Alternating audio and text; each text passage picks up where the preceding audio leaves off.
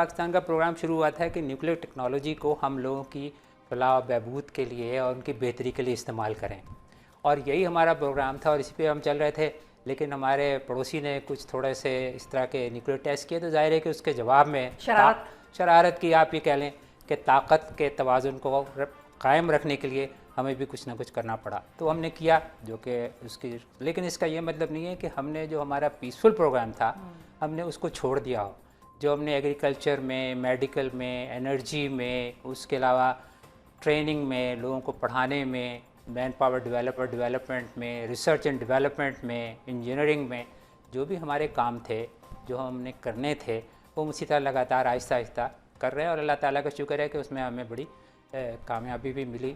اور میں atomic commission کے مختلف مراحل سے گزرتا ہوا مطلب پہنچا اس کے سارا پروسیس الٹیمیٹ نمبر 1. جی بالکل. اور میں نے اس کو دیکھا، اور میرا خیال ہے کہ جو ہماری کامیابی کا راز ہے وہ اس میں ہے کہ سب سے پہلی بات یہ کہ ہم نے اپنا مشن جو تھا اس کو بالکل کلیئر رکھا ہوا تھا کہ ہمیں کرنا کیا ہے. اور دوسری چیز جو بہت اہم تھی اور جس پہ ہم نے عمل کیا وہ یہ کہ میرٹ مطلب کوئی لوگ ہمارے یہاں ایسا نہیں بھرتی کیے گئے جو سفارشوں پہ آئیں کہ اس کے اوپر آئیں. جو قابل تھے، جو اہل تھے، انہیں کو رکھا گیا. اور تیسرا کام یہ کہ جو بھی لوگ پھر ہم نے رکھے مختلف ٹائم، اور میں خود بھی رکھا گاؤں میں سے ایک ہوں، میں نے انیشیلی ایک اسٹوڈنٹ کے طور پہ یہاں پہ شروع کیا تھا، ان کو پھر ہم باقاعدہ ٹرین کرتے ہیں اور ایک ٹریننگ کا پروگرام ہے. تو ان سب کا مل کے جو مجموعہ ہے وہ اچھا چلتا ہے. اور ہمارے ماشاءاللہ لوگ بڑے، آپ کو پتہ ہی ٹیلنٹڈ ہے، پاکستانی کسی سے پیچھے نہیں ہیں. آپ بھی ہیں اور دوسرے اتنے سارے لوگ ہیں. آپ دیکھیں جو چل رہے ہیں جس سے دیکھ کے لگتا ہے کہ ہاں بھائی ٹھیک ہے، there are lot of intelligent people around, potential ہے. تو اگر آپ اس کو صحیح طرح سے ایکسپلائٹ کریں تو ظاہر ہے کہ پاکستان کسی سے کم تو نہیں نا ماشاءاللہ. بالکل. اچھا ڈاکٹر صاحب، اچھا انصر صاحب یہ بتائیے کہ جب ہم بات کرتے ہیں کہ 98 میں ہم نے دھماکے کیے اور اس کے بعد ہم نے ایک اپنا سٹیٹس اچیو کر لیا، دنیا کو بھی بتا دیا کہ بھائی ہم پیسفل مقاصد کے لیے اس کو رکھ رہے ہیں، لیکن اپنے حوالے سے بھی بھارت کو ایک میسج ہم نے دے دیا کہ بھائی کوشش نہ کرنا، اس طرف بھی وہی ہے جو تمہارے پاس ہے. اب اس وقت سے لے کر آج تک 27 سالوں میں ہم نے کتنا پروگریشن اپنے ایٹامک انرجی کے شعبے میں اچیو کیا ہے، وہاں سے لے کر اب ہم کہاں تک پہنچ گئے ہیں؟ ہاں دیکھیں، یہ تو ایسا ہے کہ ہم لگاتار ایک آہستہ آہستہ بڑھتے چلے جا رہے ہیں. ہم نے شروع کیا تھا 1962 میں، ایک میڈیکل سینٹر بنا تھا ہمارا، نیوکلیئر میڈیکل سینٹر. تو آپ کو پتہ ہے کہ جو نیوکلیئر ٹیکنالوجی کی ایک چیز یہ کہ اس میں سے ایٹمس، نیوکلیئرس میں سے ریڈیشنز نکلتی ہیں، اور ریڈیشن سے آپ ڈائگنوسٹکس بھی کر سکتے ہیں، وہ ایکس رے سے زیادہ طاقتور ہوتی ہیں، اور اس سے آپ علاج بھی کر سکتے ہیں. تو اس کے ایک ایک کر کے ہم میڈیکل سینٹر بناتے جاتے ہیں. 19 ہمارے آلریڈی بن چکے ہیں، اور 20واں آزاد کشمیر میں مظفر آباد میں بن رہا ہے. تو اس میں میرا خیال ہے کہ جو پاکستان کے کینسر پیشنٹس ہیں ان کے 2/3 ہمارے پاس آتے ہیں. اور اللہ نہ کرے کہ آپ کو کبھی کسی کو لے کے وہاں اسپتال میں جانا پڑے، کیونکہ ظاہر ہے کہ زیادہ تر وہی لوگ آتے ہیں. مگر آپ جائیں تو وہ ہم ایک بہت اچھے اسٹینڈرڈ کا، ایک بہت معیار کا مطلب ہم وہاں پہ سسٹم رکھتے ہیں مریضوں کے لیے، اور ان سے بہت ہی معمولی سی فیس لیتے ہیں. تو یہ ایک کام ہے جو ہم کر رہے ہیں. دوسرا یہ کہ ایگریکلچر کے اندر کچھ نہ کچھ R&D اور اس قسم کے پروڈکٹ، مطلب جو بھی کراپس ہیں پاکستان کی، تو کراپس میں آپ یہ چاہتے ہیں کہ بھئی وہ ان پہ کیڑا نہ لگے، وہ جلدی پروڈیوس کر دیں، اچھا دانہ بنائیں، ٹھیک ہے نا. تو یہ ساری چیزیں کرنے کے لیے ان کی آپ میوٹیشن کرتے ہیں. تو اس طرح کر کے بہت سارے کام کیے، اور اس میں لگاتار ہمارے جو ورائٹیز ہیں فیلڈ میں جاتی ہیں، ٹیسٹ ہوتی ہیں، پھر لوگ اس کو استعمال کرتے ہیں. لیکن جو ایک بہت بڑا کام ہوا تھا ایک دفعہ، جب پاکستان میں 2-3 ملین کاٹن کی بیل تھیں، تو ہمارے یہاں لوگوں نے ایک بنائی تھی. بہت پرانی بات ہے ویسے تو، لیکن اس کا بہت زیادہ امپیکٹ ہوا تھا پاکستان کے ایگریکلچر میں کہ 2 سے ہم 13-14 ملین بیلز پہ پہنچ گئے تھے. تو نایاب 78 کے نام سے ایک ورائٹی تھی کاٹن کی جو نکالی گئی، اور اس کو لوگوں نے بعد میں کہا کہ وائٹ ریولیوشن بھی ہے.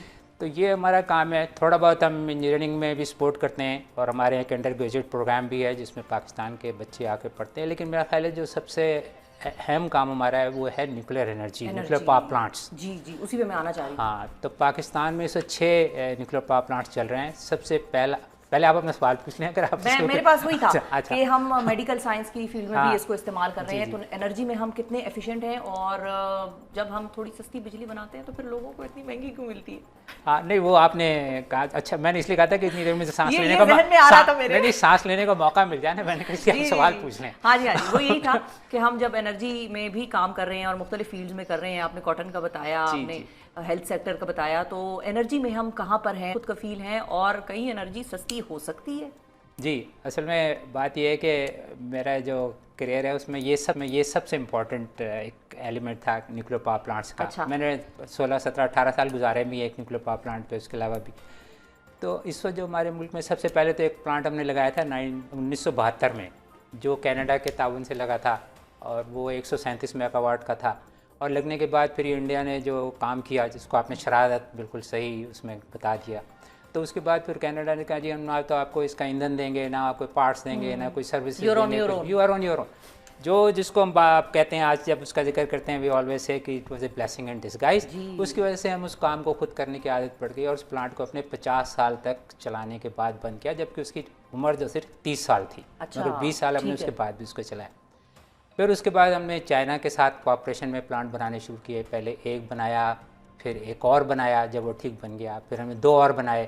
تو اس طرح سے 4 پلانٹ ہمارے چشمہ میں لگے ہوئے ہیں, جو تقریباً 300 میگا واٹ کے. اور پھر ہم نے یہ جو پلانٹ ہیں جن کو جو چشمہ پہ لگے ہوئے ہیں نا, ان کو آپ کہہ سکتے ہیں کہ جنریشن 2 پلس پلانٹ ہیں. آج کل تو آپ کو پتہ ہے جو یہ ہوائی جہاز گرے وہ کہتے ہیں جنریشن 4.5 ہے, اور 5 بن رہا ہے, اور 5. تو یہ جو پلانٹ تھے نا, یہ جنریشن 2 پلس کے تھے, اور کینوپ جو تھا وہ جنریشن 1 کا تھا. تو اب یہ جو پلانٹ پھر ہم نے کراچی میں جو پلانٹ لگائے ہیں وہ جنریشن 3 کے ہیں, اور بہت ماڈرن پلانٹ ہیں آج کل کے, بالکل دنیا میں جو اسٹیٹ آف دی آرٹ ہے اس کے حساب سے بنائے گئے ہیں, اور 1100 میگا واٹ کے ہیں. صحیح ہے.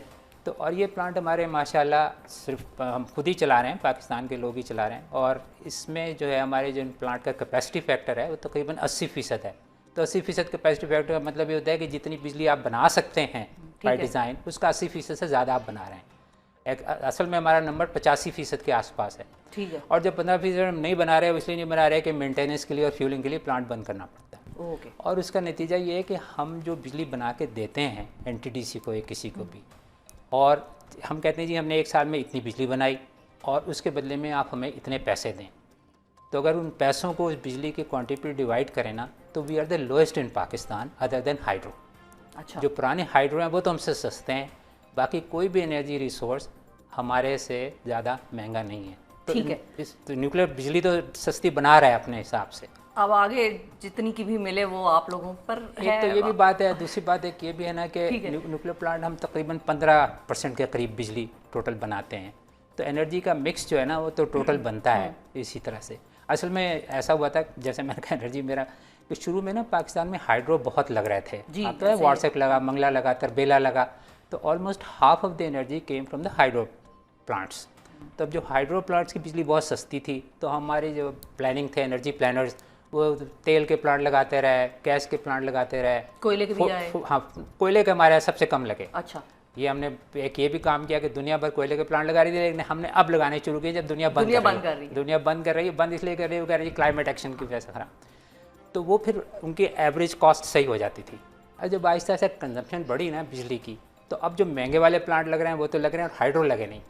ٹھیک ہے. تو اس لیے ایوریج کاسٹ پھر وہ اوپر چلی گئی اور اوپر چلی گئی. تو آپ کو پتہ ہی ہے اور بھی بہت سارے پرابلمس ہمارے یہاں ہیں. بالکل سالو ہو جائیں گے آہستہ آہستہ, جہاں ادھر تک آ گئے تو آگے بھی انشاءاللہ. ڈاکٹر صاحب یہ